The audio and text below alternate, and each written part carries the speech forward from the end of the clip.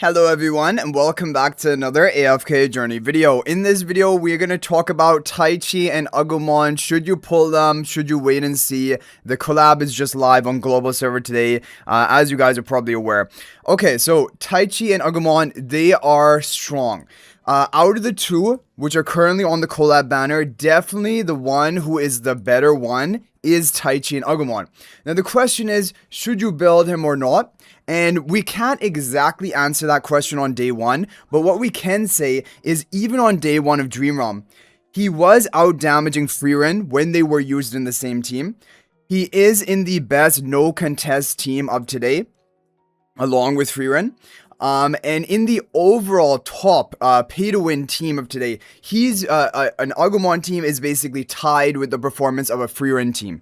So with all of this, you can say that for today, for example, assuming you have contest, you have Roland, you have everyone built, your Frieren team will be as good in Dream Realm, and there's not really any use of you getting Agumon for Dream Realm today specifically. But really how I see it is more of this is a proof of concept that Agumon and War Greymon, more importantly, they have the HP loss damage that they are going to be meta for Dream Realm content endless. The question is he going to be meta in the top team for every Dream Realm boss? Obviously not. But I think there will be some bosses where he is going to be that meta. And also, you have to consider bosses like Elucia, bosses where you cannot cast ultimates. These are where Frieren is not going to work so well. But Agumon, all it takes is one ultimate, and then he doesn't need to cast ultimate again. His damage is coming from his exclusive skill in an endless boss. So when we talk about overall solid heroes, you have to consider that Taichi and Agumon is going to be meta. And most likely, at the end of all of this, they are going to be that must pull up to at least Supreme Plus for PvE content type of hero.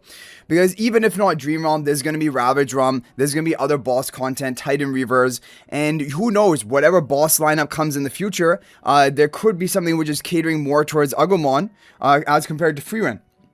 And so for all of these reasons, I definitely have to say that you definitely want to consider saving your resources, planning to eventually get Agumon to Supreme Plus because he does look like the meta one. Now, as for PvP, he also has great usage so far. I've been really impressed with him. I want to show you guys some of the results of some of the testing that I've done. Just some theories of team comps. And so, first of all, I want to show you actually, we are tacking into an Ulna Sylphira team with even Contest Frieren. This is largely considered one of a power team version of Sylphira with the Contest in there as well. And you're going to see how War Greymon or Agumon along with Ulna is going to make easy work of this team. And so actually, from my testing so far, I think that the new best ally for Ulna is actually going to be Agumon. I'm likely going to be taking Ulna away from my Sylphira comp and putting Ulna onto Agumon. Already, I was planning on moving Ulna away from Sylphira because Sylphira has some bad matchups into Orion and other things. And now with Agumon, who seems just to overpower Sylphira, I'm definitely going to be putting Ulna onto Agumon. Because this is going to give Agumon that basically guaranteed survival so that he can cast his ultimate. Because after he casts his ultimate and he's in War Greymon form, he is insanely strong. So I just want this team comp is so funny because we have Frontline Spell, which is going to give movement speed boost. And we also have Alicet buffing up Agumon for additional life, but also so that he targets the back line. And you're going to see after he digivolves, he becomes a melee and he runs into the back. It's so funny. He's going to run into the back. Boom. He's running right into the back line and he's going to begin smashing them. And of course, he just has high raw damage. Frontline Spell is going to be good if you're going to run him along with Ulna. But then his ultimate damage is insane. His damage from his skill is still high enough, as you guys are seeing right here. But his ultimate damage just finishes. And also, his execution, basically, thing is an instant defeat. It is going to work on Saida, Zoria. They will not be able to revive after that. They're permanently, basically, removed from the battle. You guys are going to see he's going to go boom, and that is going to be game over. His ultimate is massive damage nuking. I'm going to show you and demonstrate that to you in another replay basically over here. Uni has a very interesting team. He has a light bearer version with Orion and Agumon, which I think is also strong. Definitely this is a strong team.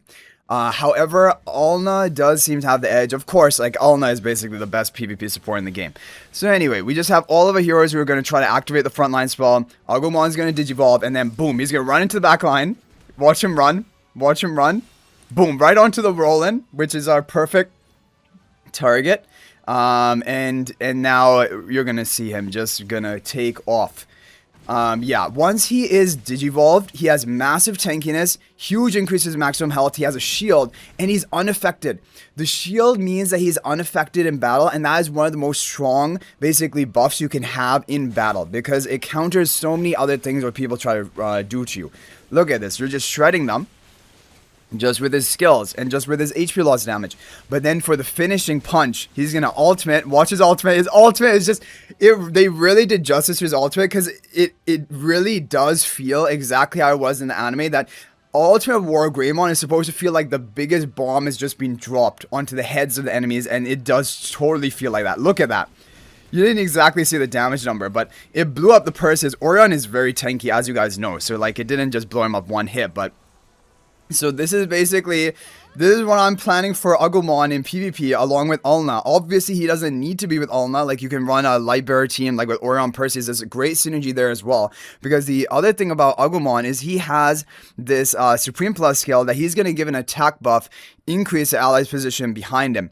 Now, I don't know if this is right from the beginning of battle or if it's actually after he digivolves, because it says when a battle starts, War Greymon shares the power. So I don't know what it's doing, but I hope his battle start. Then that's very strong. A temporary, is it a temporary buff or is it a permanent buff? Is it a permanent? I didn't even think about that, because you want temporary buffs on these other heroes. It's a temporary buff. Perfect. So that is going to be exactly what Orion and Perseus need. So yeah, you guys are seeing Agumon. He's going to be a force to be reckoned with in PvP. That's why I didn't even hold back. I upgraded him. I was planning to upgrade him with Slumber Essence as soon as he came out. I did have a good feeling he was going to be strong, and he is a beast. He's an absolute beast. I'm planning to run him with Ulna for my PvP teams, and basically run Sylphira in a more budget, like Mauler squad with Hepler and Zandrok and things like that. I think that Ulna, and I'll probably run Roland as well with Agumon, just to superpower it, allow it to deal with a lot of enemy meta teams that whatever they could be running against you. Yeah, I mean, the only thing we can talk about now about PvP for Agumon, his ultimate denial. If you can deny his ultimate, that is a way that you counter him. Because prior to his ultimate, he's basically nothing. He has none of his skills. He's just basically a useless little rookie Digimon. He becomes a beast and a powerhouse when he digivolves. So if you can deny his ultimate Dunlinger, that's powerful. If you can deny with Lily May, it can be powerful. But like the thing is, Lily May, you know, if you run another hero to take the Lily May interruption, it's not really going to counter that. Although in the team that I just showed to you guys I was running, we were running Roland, who might actually ultimate before Agumon. Anyway, that is going to be the thing. Yeah, once he digivolves, he is insanely strong. If you take a look at this here, when he digivolves into War Greymon, increasing health by 100%, that's doubling his tankiness, and increasing attack by 50%. But that isn't all. When you look at his recovery shield, he gains a shield value of 1,000% attack. And his attack is already being boosted when he digivolves, right? 1,000% attack shield. Recovers, and this is instant when he digivolves. Immediately gains a shield. And then he can keep reproccing this on this initial cooldown of 9 seconds. To get more shielding, and he's unaffected while being shielded, which is insane. Unaffected is the most powerful stat buff in the game. So yeah, he becomes an absolute beast for PvP. And for Dreamon, like I said, today treat it like a proof of concept that he is rivaling the damage output of Freeran. That is already in itself something you need to keep your eyes open for, because if a hero who has a different like niche, like, you know, physical damage as compared to Freeran, who's magical damage dealer, you know, and he rivals the damage output of Freeran in one specific boss, that is really something which is probably going to mean in some bosses in the future, he may be the chosen damage dealer of choice. Or used along with Freeran. Like even the no contest team of today using Freeran and Agumon together. So like these are the things that I'm talking about when it comes to Dream Realm. Like so I think that he is definitely going to have potential there. And overall just a solid hero. Now, I'm going to be making a video about Gabumon, which is the other Digimon. You might be wondering, because you may only be able to invest into one of them. Gabumon so far is not looking good. He is not looking good at all. No promising potential on the day one testing of Gabumon. Whereas Agumon is looking like already day one, right out of the gate, looking promising. And I feel like it's only going to get better from here. And definitely for PvP enthusiasts, he's a Paragon 4. He's a Paragon 4, refinement level 4. Because once he digivolves, in my opinion, he is the single strongest PvP hero in the game. After he digivolves, the only weakness is preventing him from digivolving.